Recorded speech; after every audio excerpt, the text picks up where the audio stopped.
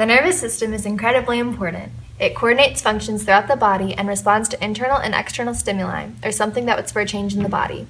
The main components of the nervous system would be the brain, which sends impulses and commands throughout the body to communicate. The spinal cord with the brain form the central nervous system, which relays messages, processes information, and analyzes that information. It also processes reflexes. The peripheral nerves are the branches that spread out from the spinal cord and the brain that make up the peripheral nervous system. It receives commands that direct them to the corresponding organ in the body and takes information from the environment and brings it back to the central nervous system. The central nervous system, or CNS for short, includes the nerves in the brain and spinal cord. The brain relays messages, processes information, and analyzes it much like a computer. The spinal cord connects the central nervous system to the peripheral. It also sends information by sensory neurons up to the brain. All other nerves belong to the peripheral nervous system, also known as PNS. The brain and spinal cord are wrapped in 3 layers of connective tissue called meninges. They also have cerebrospinal fluid, which acts like a shock absorber. The brain is segmented into different parts, one being the cerebrum, which controls the voluntary actions of the body and is the site for intelligence. The cerebellum at the back of the head coordinates muscles so that your actions flow. Then there is the brainstem, which connects the brain and spinal cord. The thalamus takes information and sends it to the correct spot in the brain. The hypothalamus recognizes the body's needs, like hunger, fatigue. These 2 thalamuses are found between the brainstem and the cerebrum.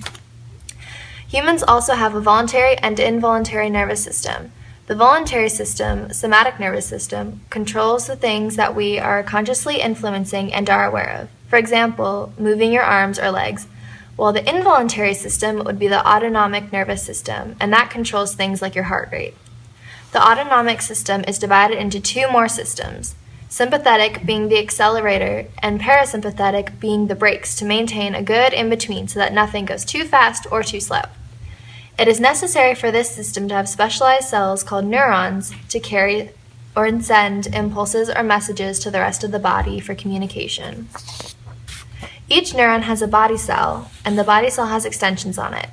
The short extensions are called dendrites, and they act like antennae by reviewing signals by other neurons and sending them to the cell body. The long extensions, called axons, then take that signal and pass it forwards. These neurons are broken down to sensory neurons, motor neurons, and interneurons. The sensory neurons carry impulses from sense organs to the spinal cord and brain in the form of pain, temperature, touch, pressure, motion, and sound. They also carry information in chemicals in the environment and light. Motor neurons carry impulses from the brain and spinal cord to muscles and glands.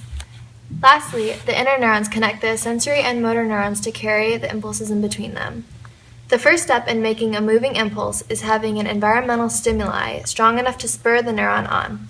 This stimuli makes an impulse within the neuron and goes down the axon away from the cell body and into the axon terminals. Usually, there are many gates withheld by the cell membrane of a neuron, but when a big enough impulse comes, they open. Then the positively charged Na+ ions come in. This makes a charge in charges the inside and outside. This inside becomes positive than the outside. More sodium ion channels, the sodium pump, let the Na+ ions in like a tidal wave in the cell because of the positive charge in the cell down the nodes of the myelin sheath, speeding up the process towards the axon terminals. The wave reaches the end of the cell and the neurotransmitters pass on the message to the receptors in the next cell. This in turn provides stimuli so that the next cell can pick that up and send an impulse. Then there is cleanup. The neurotransmitters break off to be broken down by enzymes or recycled. The cell makes itself negative again by the use of a sodium-potassium pump. A disease that affects the nervous system would be Huntington's disease. Huntington's disease causes degeneration in the neuron cells in the brain and striatum. One is born with Huntington's and generally experiences cognitive problems like delusion and difficulty thinking and understanding. Victims also go through loss of control over their muscles, making muscle spasms, and problems with coordination. With all this come psychological effects and mood swings. There is no known cure, but therapy is known to help.